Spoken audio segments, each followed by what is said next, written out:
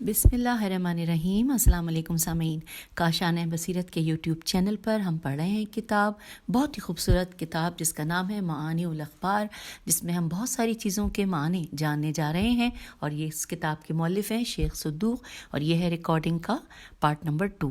اور آئیے اب ہم باقاعدہ ریڈنگ کا آغاز کرنے جا رہے ہیں۔ ہم نے اس سے پہلے کی نشست میں تمام فہرست میں بہت کچھ جان لیا تھا کہ ہم کیا کیا کچھ پڑھیں گے، اور آئیے جس طرح کے فہرست میں بتایا تھا کہ سب سے پہلے جو ہیڈنگ ہے وہ ہے انا للہ و انا الیہ راجعون۔ آئیے پڑھتے ہیں۔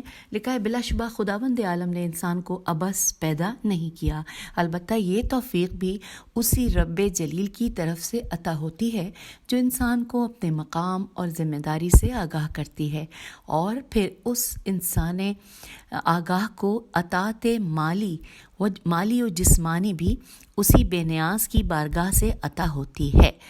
اور اپنی ذمہ داری سے ایک آگاہ شخصیت سید اشفاق حسین نقوی بھی تھے۔ یہ فقرہ کہ اپنی ذات میں ایک ادارہ تھے، ان پر بجا طور پر صادق آتا ہے۔ شیخ صدوق علیہ رحمہ کی ضخیم کتابوں کے تراجم کی اشاعت ایسا کام ہے جس کی ہمت صرف بڑے اشاعتی ادارے یا دینی سوچ رکھنے والے مالی طور پر مستحکم افراد ہی کر سکتے ہیں، لیکن کتابت، طباعت، جلد بندی کی نگرانی اور بعض صورتوں میں تصحیح کا کام بھی انہوں نے تنہا انجام دیا اور تمام مالی اخراجات خود برداشت کیے۔ ایک با یقین مسلمان کو ہر وقت اپنی موت کے لیے تیار رہنا چاہیے۔ غالب کے بقول دنیا میں جتنے بھی بڑے بڑے کام ہو رہے ہیں ان کی وجہ یہی ہے کہ انسان کو اپنی موت کے وقت کا پتہ نہیں ہے۔ چنانچہ وہ کہتے ہیں کہ ہوس کو ہے نشاط کار کیا کیا، نہ ہو مرنا تو جینے کا مزہ کیا۔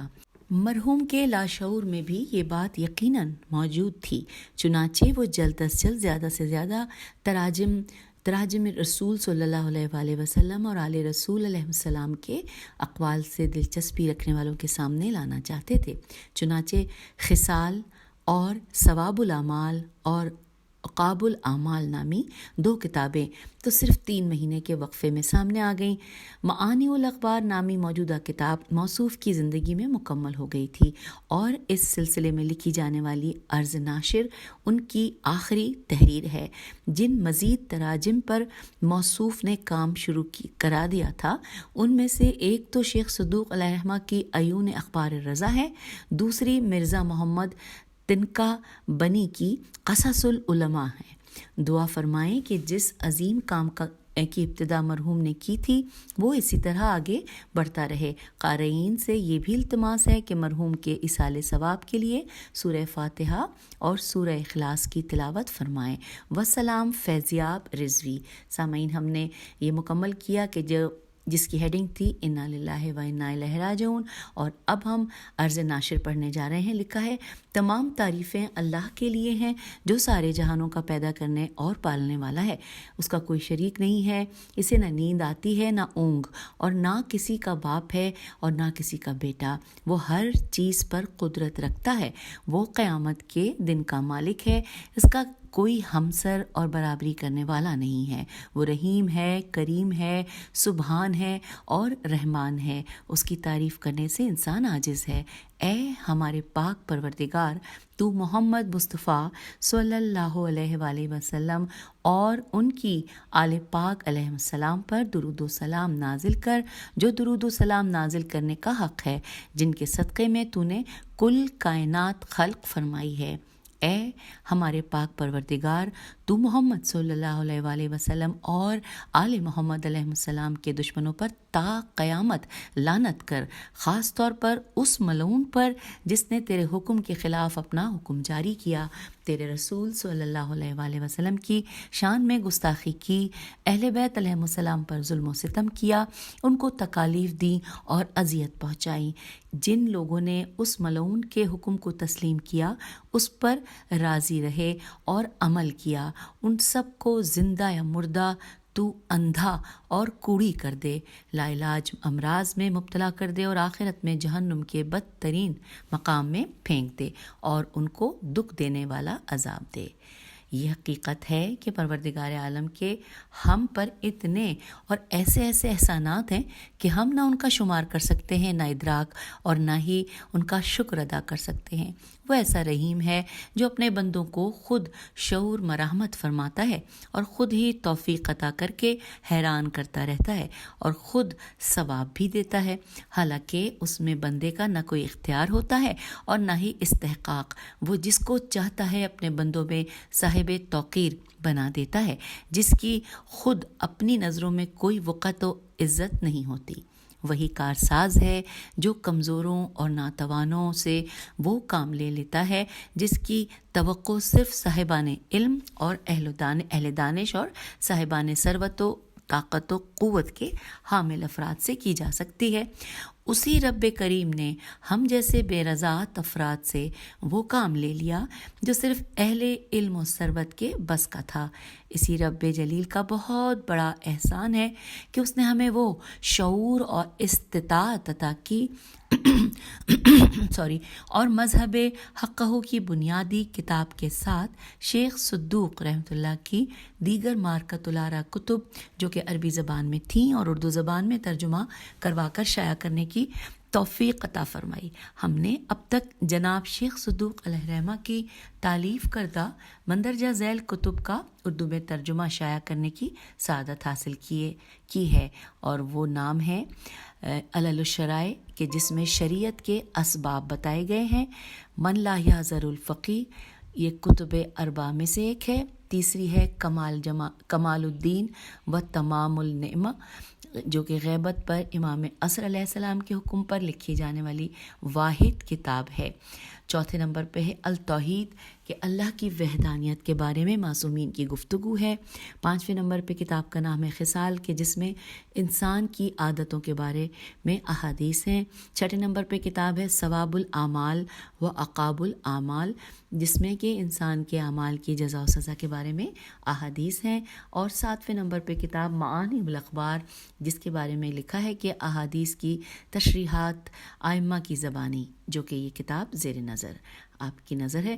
لکھا ہے زیر نظر کتاب کے صفحہ نمبر 316 پر ایک بہت مشہور و معروف حدیث ہے جس کی طرف میں عوام الناس کی توجہ مبذول کرانا چاہتا ہوں۔ وہ حدیث یہ ہے کہ ہم سے بیان کیا ابو نصر محمد بن احمد بن تمیم سرحسی نے، سین رے اور ہے سین چھوٹی ہے یا خے ہے کیونکہ تھوڑا سا مس پرنٹ ہے، نقطے کا سمجھ نہیں آ رہا۔ لکھا ہے کہ انہوں نے کہا کہ ہم سے بیان کیا ابو لبید لام بے یہ دال محمد بن ادریس شامی نے، انہوں نے کہا کہ ہم سے بیان کیا اسحاق بن اسرائیل نے، اور انہوں نے کہا کہ ہم سے بیان کیا عبد الرحمن بن محمد محاربی نے، انہوں نے کہا کہ ہم سے بیان کیا افریقی نے، انہوں نے عبداللہ بن یزید سے، انہوں نے عبداللہ بن عمر سے، انہوں نے کہا کہ رسول اللہ صلی اللہ علیہ وآلہ وسلم نے ارشاد فرمایا کہ ان قریب میری امت میں وہی کچھ آئے گا جو بنی اسرائیل پر آیا تھا، بالکل ویسا ہی، اور یقیناً وہ لوگ 72 ملتوں میں متفرق ہو گئے تھے، اور ان قریب میری امت ان سے ایک زیادہ یعنی 73 ملتوں میں متفرق ہو جائے گی۔ یہ تمام کے تمام جہنم کی آگ میں ہوں گے سوائے ایک کے۔ راوی کہتا ہے کہ کہا گیا یا رسول اللہ یہ کون سا ہے؟ تو آپ صلی اللہ علیہ وآلہ وسلم نے فرمایا کہ یہ وہ ہے کہ جس پر آج ہم ہیں اور میں اور میرے اصحاب۔ پھر لکھا ہے کہ مذکورہ حدیث پر امت کے تمام فرقے جو آپس میں شدید فقہی اختلاف رکھتے ہیں، مگر اس حدیث پر سب کا اجماع ہے اور کوئی بھی انکار نہیں کرتا۔ اس حدیث کو مسلمانوں کے تمام فرقے یعنی کہ شیعہ، سنی، وہابی، دیوبندی، بریلوی اور اہل حدیث وغیرہ وغیرہ جھوم جھوم کر پڑھتے ہیں اور اپنے اپنے فرقے کو ناجی یعنی کہ نجات پانے والا اور باقی تمام فرقوں کو جہنمی اور دوزخی گردانتے ہیں، اور اس بات پر غور و فکر نہیں کرتے کہ در حقیقت حضور اکرم صلی اللہ علیہ وآلہ وسلم نے کس فرقے کو ناجی یعنی کہ نجات پانے والا کہا ہے۔ اگر ہم اپنے آقا و مولا حضرت محمد مصطفیٰ صلی اللہ علیہ وآلہ وسلم اور ان کے اصحاب کی حیات طیبہ پر نظر ڈالیں تو یہ بات بالکل واضح ہو جاتی ہے کہ آپ صلی اللہ علیہ وآلہ وسلم نے سچ بولنے اور سچ پر قائم رہنے والے فرقے کو ناجی یعنی کہ نجات پانے والا کہا ہے، اور اس سلسلے میں چند ثبوت بھی میں پیش کر رہا ہوں۔ سب سے پہلے لکھا ہے کہ ہم جب کلمہ شہادت انسان جب تک نہیں پڑھتا وہ مسلمان نہیں بن سکتا، اور کلمہ جو کہ ہم اشہد ان لا الہ الا اللہ پڑھتے ہیں اس کا ترجمہ بھی آئیے آج پڑھتے ہیں۔ لکھا ہے کہ میں گواہی دیتا ہوں کہ نہیں کوئی معبود سوائے اللہ کے، اور میں گواہی دیتا ہوں کہ محمد صلی اللہ علیہ وآلہ وسلم اس کے بندے اور رسول ہیں، اور میں گواہی دیتا ہوں کہ حضرت علی علیہ السلام مومنین کے سردار اور مشقیوں کے امام ہیں۔ میم شین قاف یہ و نون غنہ، اور اللہ کے ولی اور رسول اللہ صلی اللہ علیہ وآلہ وسلم کے وصی اور خلیفہ ہیں بغیر فاصلے کے۔ تو یہ ہم نے پڑھ لیا، اور اب ہم آگے چل رہے ہیں یعنی اگلے صفحے کی جانب، جہاں پہ لکھا ہے کہ کلمے میں جس بات کی گواہی دی جاتی ہے وہ حرف بحرف سچ اور حق ہے، اس میں رتی برابر بھی جھوٹ کا شائبہ نہیں ہے۔ لہٰذا یہ ثابت ہوا کہ اللہ تعالیٰ کا سب سے پہلا حکم سچ بولنے اور اس پر قائم رہنے کا ہے۔ اگر انسان کلمے پر قائم نہیں رہے گا تو وہ اسلام کے دائرے سے خارج ہو جائے گا۔ تو یہ تو پہلی بات جو کہ اس سلسلے میں جو چند ثبوت کہا تھا انہوں نے کہ ہم پیش کرتے ہیں کہ کون سا مذہب جو ہے وہ ناجی ہے یعنی نجات پانے والا۔ تو سامعین یہاں پہ سب سے پہلے تھا کلمہ شہادت، جس کے بارے میں ہم نے پڑھا۔ دوسرے نمبر پہ لکھا ہے کہ حضور اکرم حضرت محمد مصطفیٰ صلی اللہ علیہ وآلہ وسلم نے اپنی پوری حیات طیبہ میں یعنی کہ پیدائش سے وفات تک کبھی جھوٹ نہیں کہا اور حق و صداقت پر قائم رہے۔ اعلان نبوت سے پہلے تمام اہل مکہ سے اپنے صادق اور امین ہونے کی گواہی لے لی۔ اس حقیقت کا اقرار آپ صلی اللہ علیہ وآلہ وسلم کے بدترین دشمنوں نے بھی کیا ہے۔ کفار مکہ نے دشمنی میں بھی بہت سے الزام مجنون، شاعر اور کاہن وغیرہ وغیرہ لگائے، مگر جھوٹ بولنے کا شائبے کا بھی اظہار نہیں کیا، اور نہ ہی آپ صلی اللہ علیہ وآلہ وسلم کے صادق و امین ہونے سے انکار کی جسارت کر سکے۔ اب تیسرا جو پوائنٹ ہے وہ یہ ہے پروردگار عالم نے اپنی کتاب محکم میں سچوں کے ساتھ ہونے کا حکم، جو کہ سورہ توبہ کی آیت نمبر 119 یا ایھا الذین آمنوا اتقوا اللہ وکونوا مع الصادقین، اے ایمان لانے والو اللہ سے ڈرو اور سچوں کے ساتھ ہو جاؤ۔ سورہ توبہ کی آیت نمبر 119، اس میں لکھا ہے کہ انسان سچ بول کر ہی سچوں کے ساتھ رہ سکتا ہے، جھوٹا سچوں کے ساتھ نہیں رہ سکتا۔ جیسے کہ اب یہاں پر ایک شعر لکھا ہوا ہے کہ کند ہم جنس باہم جنس پرواز، کبوتر با کبوتر باز با باز۔ اب آئیے چوتھا پوائنٹ ہے، لکھا ہے کہ ہمارے تمام ائمہ علیہم السلام ہمیشہ سچ بولتے رہے اور سچ پر قائم رہے، چاہے ان پر کیسا ہی کڑا وقت پڑا ہو۔ یاد دہانی کے لیے کربلا کے واقعے کی طرف اشارہ کرنا چاہتا ہوں۔ حضرت امام حسین علیہ السلام نے پروردگار عالم سے عالم ارواح میں وعدہ کیا تھا کہ اے میرے پروردگار، اگر تیرے دین پر کوئی برا وقت پڑا تو میں اپنی جان پر کھیل کر تیرے دین کو بچاؤں گا اور اپنا مال و اسباب اولاد کی جانوں کا نذرانہ پیش کر کے تیرے دین پر آنچ نہ آنے دوں گا۔ آپ علیہ السلام نے دیکھا کہ جب یزید ملعون نے اسلام کی دھجیاں بکھیرنی شروع کیں تو امام حسین علیہ السلام نے اسے روکا اور درمیان میں آ گئے اور اسے اپنے مقاصد میں کامیاب نہ ہونے دیا اور دین اسلام کو بگڑنے سے بچا لیا اور اللہ سے عالم ارواح میں کیا ہوا وعدہ پورا کیا، یعنی سچ پر قائم رہے۔ اب میں قرآن شریف کے چند حوالے اردو میں پیش کرنا چاہتا ہوں۔ یوں تو بہت سی آیات پیش کی جا سکتی ہیں، مگر طوالت کی وجہ سے صرف چند حوالے پیش خدمت ہیں۔ نمبر 1 سورہ بقرہ آیت نمبر 177 ترجمہ: نیکی صرف یہی نہیں کہ تم اپنے منہ مشرق اور مغرب کی طرف کر لو، نیکی تو اس کی ہے کہ جو اللہ تعالیٰ اور قیامت کے دن اور تمام فرشتوں اور تمام کتب اور تمام انبیاء پر ایمان لایا اور خدا کی محبت میں مال رشتہ داروں، یتیموں، مسکینوں، مسافروں، سوال کرنے والوں اور کنیزوں، غلاموں کی گردنیں آزاد کرانے میں دیا اور نماز قائم کی اور زکوٰۃ ادا کی، اور جو اپنے کیے ہوئے عہد کو پورا کرتے ہیں اور تنگ دستی اور مصیبت میں جنگ کے وقت ثابت قدم رہنے والے ہیں، یہی لوگ وہ ہیں کہ جنہوں نے عملاً سچ کر دکھایا، اور یہی وہ لوگ ہیں کہ جو متقی ہیں۔ دوسرے نمبر پہ سورہ الزمر کی آیت نمبر 33 ترجمہ: اور جو سچ لے کر آیا اور جس نے اس کی تصدیق کی، یہی لوگ پرہیزگار ہیں۔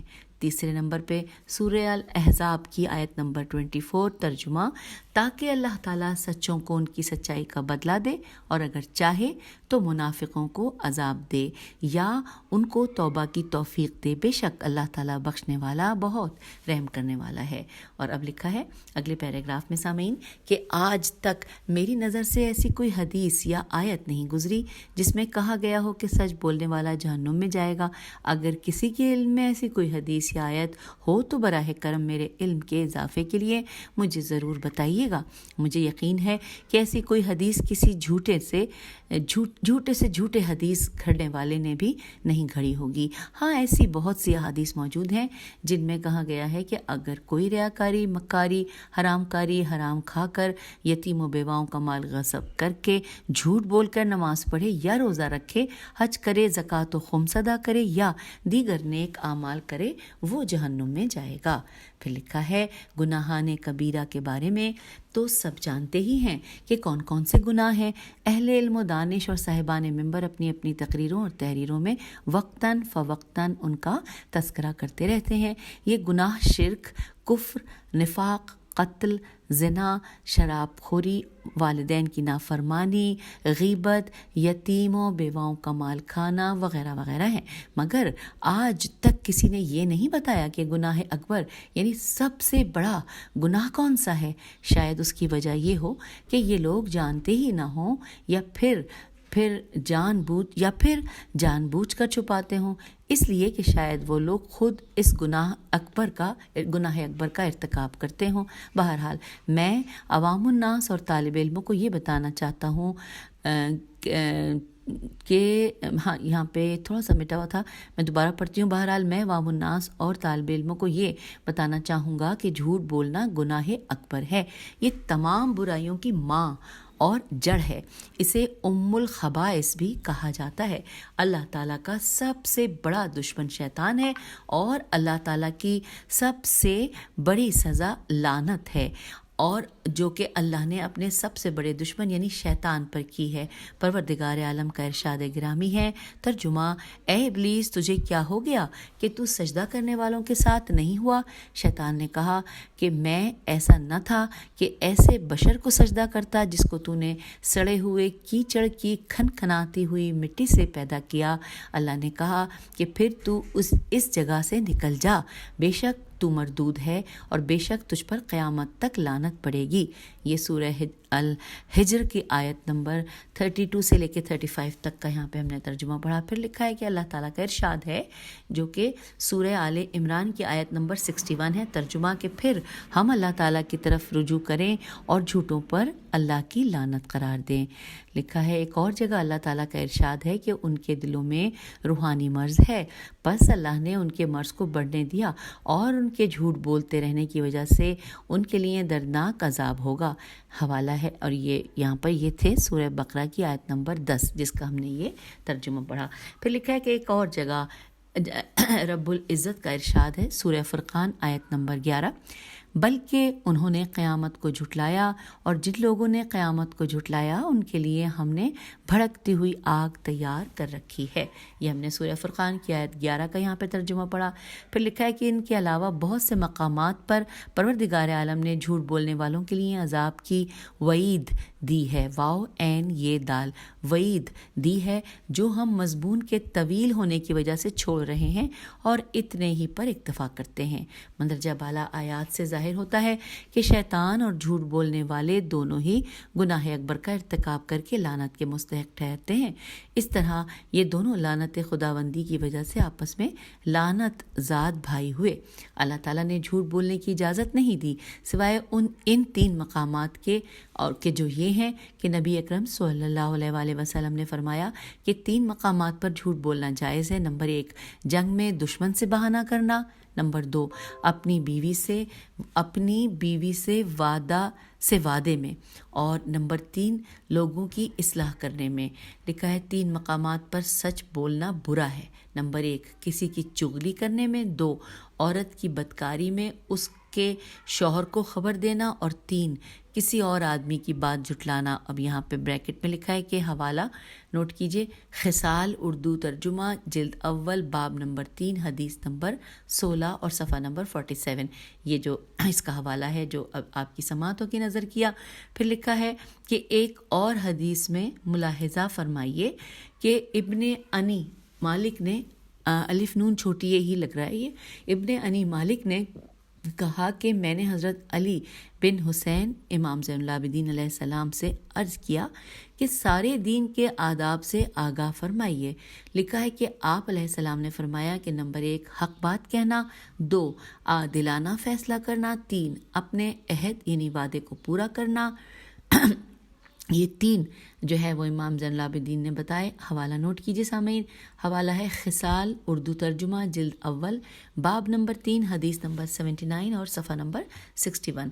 پھر لکھا ہے کہ صاحبان محراب و منبر اور اہل علم و دانش حضرات اگر عوام الناس کی رہنمائی کرتے تو شاید زبان سے کلمہ پڑھنے اور دکھاوے کے لیے نماز روزہ ادا کرنے والے سچے مسلمان ہو جاتے، مگر افسوس کہ ایسا نہ ہو سکا، اور اگر یہی حال رہا تو پاکستان میں کبھی اسلامی نظام نہیں آ سکتا۔ بہرحال نا امیدی کفر ہے۔ اللہ تعالیٰ نے توبہ کا دروازہ کھول کر ہم گناہ گاروں پر بہت بڑا احسان کیا ہے۔ لوگ صرف زبان سے کلمہ پڑھ کر اور اللہ اور اس کے رسول کے احکام کی سرسری پابندی کر کے مسلمان تو کہلا سکتے ہیں، مگر حقیقت میں مسلمان نہیں بن سکتے۔ عوام الناس گناہ اکبر یعنی کہ جھوٹ کا ارتکاب اس قدر اور اس طرح سے کرتے ہیں کہ جیسے کہ اللہ تعالیٰ نے اس کے کرنے کا معاذ اللہ حکم دیا ہو، اور یہ نہیں جانتے، یہ نہیں سمجھتے کہ جھوٹ بولنے سے انسان کے تمام نیک اعمال اس طرح ختم ہو جاتے ہیں جیسے سوکھی ہوئی لکڑی کو آگ جلا کر ختم کر دیتی ہے۔ لوگ جھوٹ بولنے کے لیے بہت سے جواز پیش کرتے ہیں، ان میں سب سے زیادہ یہ کہا جاتا ہے کہ جھوٹ بولے بغیر اس زمانے میں کام ہی نہیں چلتا۔ سچ بولنے سے آدمی ذلیل و خوار ہو کر بھوکا مر جاتا ہے۔ جھوٹ کو عقل مندی اور ذہانت کا درجہ دیا جاتا ہے۔ سچ بولنے والے کو بے وقوف اور احمق کہا جاتا ہے۔ جھوٹ بولنے سے شاید وقتی طور پر کچھ فائدہ ہو جاتا ہو، مگر اس کا نقصان دنیا اور آخرت دونوں جگہ ہوتا ہے۔ دنیا میں جھوٹ کھل جانے پر انسان سب کی نظروں میں قابل نفرت اور ذلیل ہو جاتا ہے اور قیامت میں جہنم کی آگ کا ایندھن بنے گا۔ میں ایسے لوگوں سے یہ پوچھنا چاہتا ہوں کہ کیا اللہ تعالیٰ نے سچ بولنے اور سچ پر قائم رہنے کا حکم دے کر معاذ اللہ غلطی کی ہے؟ کیا حضور اکرم حضرت محمد مصطفیٰ صلی اللہ علیہ وآلہ وسلم نے ساری زندگی سچ پر قائم رہ کر اور سچ بول کر معاذ اللہ غلطی کی ہے؟ کیا امام حسین علیہ السلام نے اللہ سے عالم ارواح میں کیا ہوا عہد پورا کر کے معاذ اللہ غلطی کی ہے؟ ہرگز نہیں، ہرگز نہیں، ہرگز نہیں۔ کیا یہ ممکن ہے کہ سچ بولنے والے کو پروردگار عالم ذلیل و خوار کر کے بھوکا مارے اور جھوٹ بولنے والے کو عیش و عشرت میں رکھے؟ اگر ایسا کہیں دیکھنے میں آتا ہے تو اس کی وجہ کچھ اور ہوگی۔ پروردگار عالم تو ایسا رحیم و کریم ہے جو اپنے دشمنوں کو بھی جو جھوٹے مکار، ریاکار، کافر اور مشرک یا منافق ہیں ان سب کو بھی روزی دیتا ہے۔ تو یہ کیسے ہو سکتا ہے کہ وہ کسی سچے کو روزی بمے برکت نہ دے؟ پروردگار پر اس قسم کے الزامات لگانے سے اللہ تعالیٰ کا کچھ نہیں بگڑ سکتا ہے، بلکہ انسان خود اپنے کافر، مشرک، ملعون ہونے کا ثبوت دیتا ہے۔ اللہ پر توکل کم ہو جاتا ہے اور ایمان ختم ہو جاتا ہے۔ مندرجہ بالا حقائق کی روشنی میں وہ تمام خواتین و حضرات جو اہل بیت علیہم السلام کی مودت کا دعویٰ کرتے ہیں اپنے اپنے ہاتھ اپنے اپنے سروں اور سینوں پر رکھ کر آنکھیں بند کر کے خدا کو حاضر ناظر جان کر سوچیں اور اس بات کا فیصلہ کریں کہ وہ اپنے اس دعوے میں کس حد تک پورے اترتے ہیں۔ ہر شخص اپنے بارے میں خوب جانتا ہے اور خود ہی فیصلہ صحیح کر سکتا ہے۔ ایسے وقت میں یہ بات نہیں بھولنی چاہیے کہ پروردگار عالم دلوں کے بھید بہتر جانتا ہے اور کوئی چیز اس سے چھپی ہوئی نہیں ہے۔ اگر کوئی دوسرا کسی کے بارے میں تنقید کرے تو وہ برا مان کر لڑنے مرنے کو تیار ہو جاتا ہے۔ اس لیے میں یہ فیصلہ قارئین کرام پر چھوڑتا ہوں۔ مجھے یقین ہے کہ سب کا فیصلہ اسبات میں ہوگا، مگر اگر خدا نخواستہ جواب نفی میں ہو تو اس بات کا پتہ سوائے آپ خود اور اللہ تعالیٰ کے کسی کو نہیں ہوگا۔ تو آپ اس لمحے اپنے پروردگار کے روبرو صدق دل سے توبہ کریں اور سچ بولنے اور سچ پر قائم رہنے کا عہد کریں۔ یقیناً وہ غفور الرحیم ہے، وہ آپ کی توبہ قبول کرے گا۔ اس نے توبہ کا دروازہ کھول کر ہم پر بڑا احسان عظیم کیا ہے۔ انشاءاللہ آپ ناجی فرقے میں شامل ہو جائیں گے۔ جو خواتین و حضرات یہ خیال کرتے ہیں کہ جھوٹ بولنے کی عادت اتنی پختہ ہو گئی ہے کہ ختم ہی نہیں ہو سکتی، ان کے لیے عرض ہے کہ اللہ کی ذات سے نا امیدی کفر ہے۔ ایسے افراد کے لیے ایک نسخہ تجویز کر رہا ہوں، انشاءاللہ عمل کرنے سے کامیابی حاصل ہوگی۔ گر قبول افتز رہے عز و شرف۔ اور اب آئیے وہ جو نسخہ ہے سامعین وہ پڑھتے ہیں۔ انورٹڈ کاما میں لکھا ہے کہ آپ ہر نماز کے بعد کم از کم ایک تسبیح یعنی کہ 100 مرتبہ سورہ آل عمران کی آیت نمبر 61 کے آخری حصے کا ورد کریں، چاہے عربی میں پڑھیں چاہے کہ اردو میں پڑھیں، کہ جس میں لکھا ہے لعنت اللہ علی الکاذبین، یعنی کہ جھوٹوں پر اللہ کی لعنت۔ اور جو نماز نہیں پڑھتے ہوں وہ لوگ صبح سے شام تک کسی بھی وقت کم از کم 500 مرتبہ اس کا ورد کریں۔ اس طرح سے یہ فائدہ ہوگا کہ جس وقت آپ کے منہ سے جھوٹ نکلے گا تو آپ کو یہ خیال آئے گا کہ میں خود 500 مرتبہ جھوٹوں پر لعنت کرتا ہوں اور خود جھوٹ بول رہا ہوں۔ اس خیال کے آتے ہی آپ یقیناً گناہ اکبر کا ارتکاب کرنے سے بچ جائیں گے۔ اس طرح سے انشاءاللہ کچھ عرصے بعد اس عمل کے اثرات ظاہر ہونا شروع ہو جائیں گے، آپ کے تمام نیک اعمال قبول ہونا شروع ہو جائیں گے اور گھر سے نحوست اور پریشانیاں چلی جائیں گی اور برکت اور آسانیاں آنا شروع ہو جائیں گی۔ آپ کی جائز دعائیں قبول ہوں گی، اللہ تعالیٰ آپ کو گناہوں سے بچائے گا اور نیک اعمال کے مواقع فراہم کرے گا۔ اس سے آپ کو اتنے اور ایسے فوائد حاصل ہوں گے کہ جن کو میں بیان نہیں کر سکتا۔ صرف اس جگہ استاد قمر جلالوی کی ایک غزل کا ایک شعر نظر کر رہا ہوں کہ دعا بہار کی مانگی تو اتنے پھول کھلے، جگہ تلک نہ رہی میرے آشیانے کو۔ آئیے آگے چلتے ہیں۔ لکھا ہے یہاں ایک بات واضح کر دوں تاکہ کسی قسم کی غلط فہمی نہ رہے، اور وہ یہ کہ سچ بولنے اور سچ پر قائم رہنے کا مطلب یہ ہے کہ ہمیشہ سچ بولنا ہے اور سچ پر قائم ہی رہنا ہے۔ موقع محل کی نزاکت کو دیکھ کر جھوٹ بولنے سے منافق اور مشرک بن جانے کا امکان ہے، کیونکہ سچ بولنا اللہ کا حکم ہے اور جھوٹ بولنے میں ہماری مرضی ہے۔ اس طرح اللہ کی مرضی میں ہماری مرضی شریک ہو کر ہم کو مشرک بنا دے گی، اور ایسا سچ انسان کے کچھ کام نہیں آئے گا۔ جس طرح کہ 10 من پاک اور طاہر دودھ میں پیشاب کا ایک قطرہ ڈالنے سے سارا دودھ نجس اور ناپاک ہو جاتا ہے اور استعمال کے قابل ہی نہیں رہتا، اسی طرح برسوں کا سچ بولنا اور اس پر قائم رہنا اس وقت بیکار ہو جاتا ہے کہ جب کسی بھی وجہ سے انسان جھوٹ بولتا ہے۔ بہت سے مقامات پر اللہ اور اس کے رسول صلی اللہ علیہ وآلہ وسلم نے سچوں کی پہچان کرائی ہے۔ یاد دہانی کے لیے واقع مباہلہ کی طرف اشارہ کرنا چاہتا ہوں کہ جب اہل نجران حضور اکرم صلی اللہ علیہ وآلہ وسلم سے کئی دن تک بحث کرتے رہے اور اپنی ہٹ دھرمی پر قائم رہے تو پروردگار عالم نے ارشاد فرمایا کہ ہم اپنے بچوں کو لاتے ہیں، تم اپنے بچوں کو لاؤ، ہم اپنی عورتوں کو لاتے ہیں، تم اپنی عورتوں کو لاؤ، اور ہم اپنے نفسوں کو لاتے ہیں، تم اپنے نفسوں کو لاؤ، پھر ہم اللہ تعالیٰ کی طرف رجوع کریں اور جھوٹوں پر اللہ کی لعنت قرار دیں۔ سورہ آل عمران آیت نمبر یہ 61 ہے۔ اور پھر آگے لکھا ہے کہ رسول اللہ صلی اللہ علیہ وآلہ وسلم نے اپنے ساتھ سچوں کو میدان مباہلہ میں لا کر بتلا دیا کہ سچے افراد کون ہیں اور وہ پنجتن پاک ہیں کہ جن کے اسماء گرامی یہ ہیں: جناب رسول خدا صلی اللہ علیہ وآلہ وسلم، امیر المومنین علی ابن ابی طالب علیہ السلام، جناب سیدہ فاطمہ زہرا سلام اللہ علیہا، حضرت امام حسن علیہ السلام اور حضرت امام حسین علیہ السلام۔ مندرجہ بالا حقائق کی روشنی میں یہ بات وثوق سے کہی جا سکتی ہے کہ حضور اکرم صلی اللہ علیہ وآلہ وسلم کا یہ فرمانا کہ میری امت کے 73 فرقے ہوں گے، یعنی کہ 73 فرقے ہوں گے، جن میں سے صرف ایک فرقہ ناجی یعنی کہ نجات پانے والا ہوگا اور باقی تمام فرقے جہنم میں جائیں گے، اور وہ فرقہ سچ بولنے والا اور سچ پر قائم رہنے والا فرقہ ہوگا، چاہے وہ کسی بھی مسلک کا پیروکار ہو۔ باقی تمام کے تمام فرقے جہنم میں جائیں گے، جیسا کہ ہم ثابت کر چکے ہیں۔ وما علینا الا البلاغ۔ کتاب کی ضخامت کم رکھنے کے لیے ہم نے عربی متن شامل نہیں کیا، البتہ جہاں ناگزیر تھا وہاں عربی متن بھی تحریر کر دیا ہے۔ ہم قوم کے باشعور طبقے کے بے حد ممنون ہیں کہ جنہوں نے ہماری کاوش کو سراہا ہے۔ بہت سے کرم فرماؤں نے ہمارے لیے ایسے تعریفی کلمات لکھے ہیں کہ جن کے لیے شاید ہم اہل نہیں تھے، مگر یہ ان کی محبت اور حوصلہ افزائی ہے۔ ہم ان سب افراد کا دل کی گہرائیوں سے شکریہ ادا کرتے ہیں۔ ہم ان تمام حضرات کے لیے پروردگار عالم سے دعا گو ہیں کہ اے پروردگار، ان تمام حضرات کے درجات کو دنیا اور آخرت میں بلند فرما، ان کی جان و مال، عزت و آبرو کی حفاظت فرما، اور سوائے غم حسین علیہ السلام کے انہیں کوئی غم نہ دے۔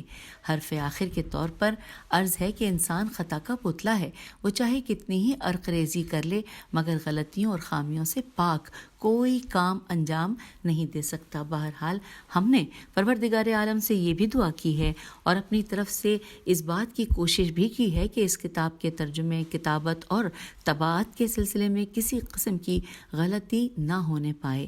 اس کے باوجود اگر کوئی خامی یا غلطی رہ گئی ہو یا ہو گئی ہو تو ہم پیشگی معذرت خواہ ہیں اور قارئین کرام سے درخواست کرتے ہیں کہ وہ ہماری توجہ اس جانب ضرور مبذول کرائیں تاکہ آئندہ کی اشاعت میں شکریہ کے ساتھ ان کا ازالہ کیا جا سکے۔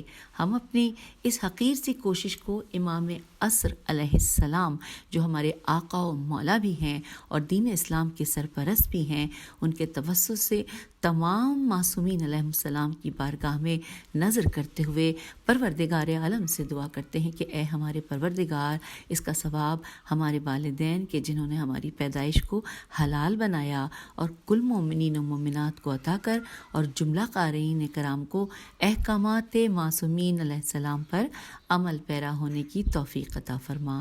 ہم پروردگار عالم سے مزید دعا گو ہیں کہ تو محمد صلی اللہ علیہ وآلہ وسلم، ان کی آل پاک کے دشمنوں کو، اسلام کے دشمنوں کو، مشرکوں کو، کفار کو، یہود و نصارہ کو، قرآن پاک کے احکام کے خلاف حکم جاری کرنے والوں کو اور ان احکام کو ماننے اور عمل کرنے والوں، جو کہ زندہ ہوں یا مردہ، ان کو دنیا اور آخرت دونوں جگہ سزا دے۔ دنیا میں اذیت ناک اور لا علاج امراض میں مبتلا کر اور آپس میں لڑا کر تباہ و برباد کر دے، اور آخرت میں دردناک عذاب عطا کر۔ اور ساتھ میں نیچے لکھا ہے جھوٹوں پر اللہ کی لعنت ہو۔ خاک پائے اہل بیت سید اشفاق حسین نقوی۔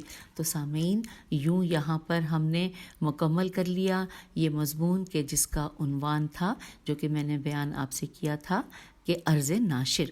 تو عرض ناشر مکمل کرنے کے بعد اب ہم چل رہے ہیں آگے کی جانب کے، جہاں پر لکھا ہے کہ آئیے ہم پڑھتے ہیں گفتار مترجم۔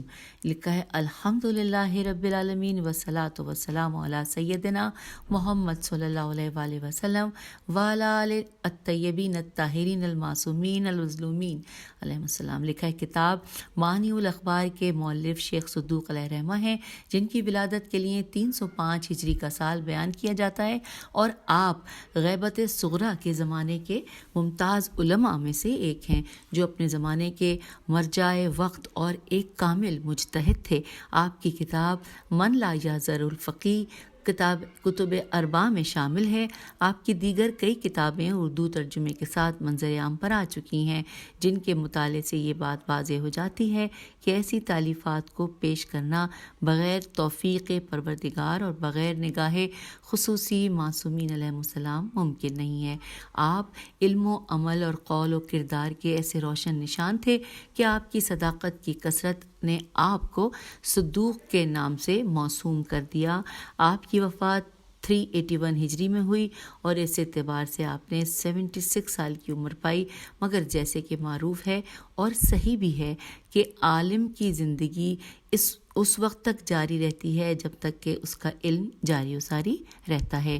شیخ صدوق 1000 سال گزر جانے کے باوجود آج بھی اپنی تالیفات کے ذریعے سے اسی طرح علوم آل محمد صلی اللہ علیہ وآلہ وسلم کی تشہیر کر رہے ہیں جس طرح سے انہوں نے اپنے زمانہ حیات میں کی تھی۔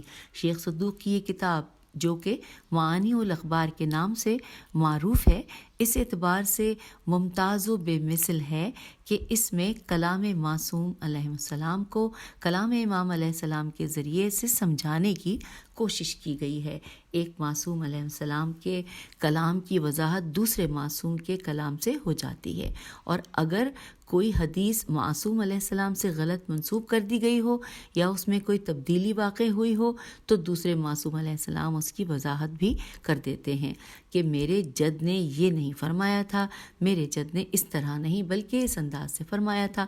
یہاں باتوں کا کیا اختلاف ہوگا جہاں اول بھی محمد صلی اللہ علیہ وآلہ وسلم ہے، اوسط بھی محمد صلی اللہ علیہ وآلہ وسلم، جہاں آخر بھی محمد صلی اللہ علیہ وآلہ وسلم ہے، بلکہ کل کے کل محمد صلی اللہ علیہ وآلہ وسلم ہیں۔ شیخ صدوق رحمۃ اللہ نے تقریباً ہر معصوم سے روایت کو نقل کیا ہے۔ اس زمانے میں جب کہ وسائل کی انتہائی کمی تھی، ان راویان حدیث نے بستی بستی سفر کر کے کلام معصوم علیہ السلام کو یکجا کیا اور آج ہمارے سامنے پیش کر دیا ہے۔ اب ہماری یہ ذمہ داری ہے کہ ہم ان پر عمل پیرا ہوں تاکہ ان کی محنتوں کا عملی ثمرہ ظاہر ہو۔ زمانہ قدیم کی طرح اب حصول علم کا وہ رجحان نہیں رہا اور نہ ہی ویسے بلند و بالا مینار سامنے آتے ہیں، سوائے چند گنے چنے افراد کے کہ جو موجودہ دور میں مادی وسائل کے اعتبار سے ہم سے کسی حد تک آگے نکلنے میں کامیاب ہو گئے ہیں، مگر علمی اعتبار سے زوال کا شکار ہو گئے ہیں۔ اگر ایسا نہ ہوتا تو پھر کیوں ہمارے خاندان بغیر علماء کے نظر آتے؟